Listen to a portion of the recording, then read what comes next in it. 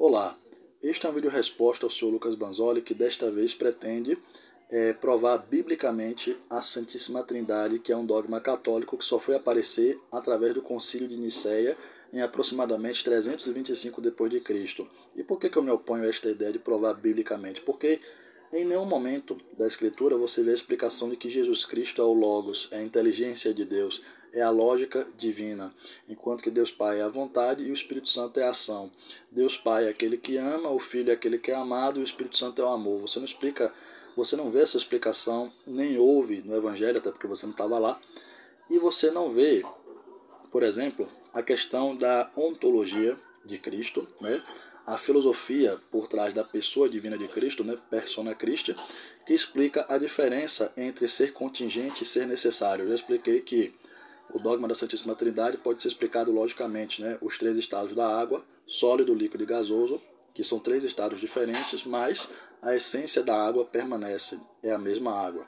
Então, o dogma da Santíssima Trindade, Sr. Lucas Banzoli, de fato, são três pessoas distintas, três pessoas divinas, que formam um único Deus. Deus Pai é a vontade, Deus Filho é a inteligência e o Espírito Santo é a ação. Não é à toa que nossa alma, feita de inteligência, vontade e sensibilidade, de acordo com Santo Tomás de Aquino, é uma animação, vem do latim anima, né? Alma vem do latim anima, é uma animação feita por Deus no homem que o difere dos animais irracionais. Eu já expliquei isso em outras situações. E aí o que acontece na questão da ontologia / filosofia? Pode ser de Aristóteles, pode ser do próprio Santo Tomás de Aquino. Deus não existe porque a existência é característica de seres e coisas contingentes que contêm a realidade. Deus não contém, ele é a realidade, e por isto a teologia católica o classifica como onipresente, ele é a realidade. Por quê? Porque São Paulo diz em uma de suas cartas que em Deus eu creio, me movo e sou. Não é possível fugir de Deus porque você está nele. E aí, na Bíblia, no Novo Testamento, no Evangelho, no Apocalipse, que pretende destruir tudo, assim como eu pretendo destruir tudo desse palhaço aí, você não vê essa explicação. Você não vê a explicação de que Jesus é Deus no sentido, não no sentido assim, dissociando, né? Não, tem a natureza humana e a natureza divina. Eu acho engraçado que tem protestantes que falam, né, que Maria não é mãe de Deus, né? Tipo assim, o que faz uma alma, né, a animação feita no próprio Jesus, que é uma alma divina, por esse movimentar no tempo, com sua inteligência, vontade e sensibilidade, o que faz o corpo funcionar é a alma. A própria teologia explica isto. E aí Maria gera o corpo de Cristo, educa Cristo, lhe dá cultura, conhecimento judaico, aquela tradição toda, aquele santíssimo exemplo de mamãe. E o cara me falar que Maria não é mãe de Deus. Cara, mesmo que Maria não fosse mãe de Deus, ela foi mãe do crescimento, do desenvolvimento de Deus. E nisto consiste a maternidade. Você desenvolve o corpo em você, porra. Como é que o cara vem falar que Maria não é mãe de Deus? E aí chega o cara, o Banzoli, né, que é um estelionatário, um bandido que escreveu um livro chamado Em Defesa da Sola Escritura, onde ele adultera deliberadamente textos de autores patrísticos. Ele coloca uma foto falsa para dizer que o Papa Pio XII é o Papa de Hitler, sendo que o Papa Pio XII condena o comunismo que se aliou a Hitler. Então é aquela coisa, né? Você não pode ser católico e comunista ao mesmo tempo porque você está excomungado, né?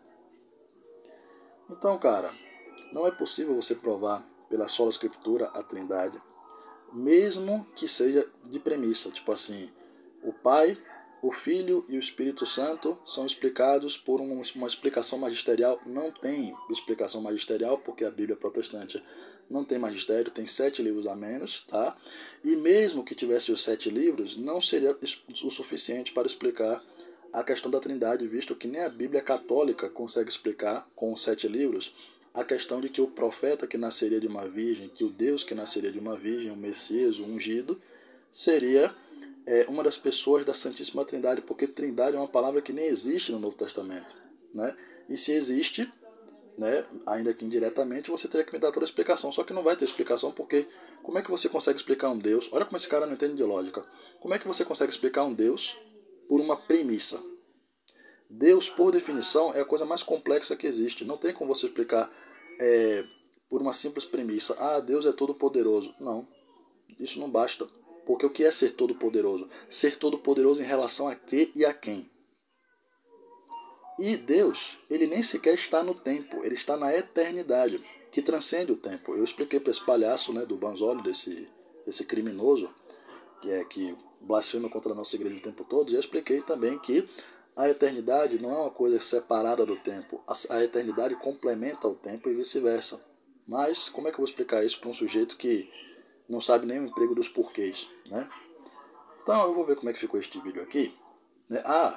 E parece que ele fez um vídeo aí, né, escarnecendo a tradição oral, né? Deve ser porque a patrística mostra que houve sim uma tradição oral, que evangelhos foram citados durante os autores patrísticos na igreja primitiva, e a tradição oral é o próprio ato dos apóstolos, porque Paulo foi pregar na Grécia, e você tem que ser muito cara de pau para chegar para mim e dizer que Atos dos Apóstolos não é a tradição oral. Por quê? Porque teve o Pentecostes, teve Nossa Senhora pedindo o dom do Espírito Santo junto com os apóstolos para poder falar em outras línguas, né?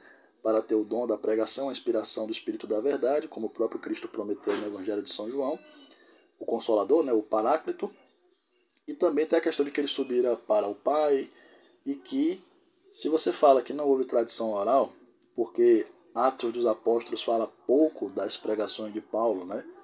Fala, tipo assim, Atos dos Apóstolos não é um livro de 50 capítulos, é de alguns capítulos. Para você dizer que aquele resumo ali foi só pregação, você tem que estar bêbado. Tem que estar bêbado, pior que o Lula, e isso é um argumento a favor da tradição oral. Por quê? Porque não é só porque Atos dos Apóstolos fala pouco das pregações de Paulo que a pregação foi só aquilo. Então, isso é um problema gravíssimo de lógica elementar.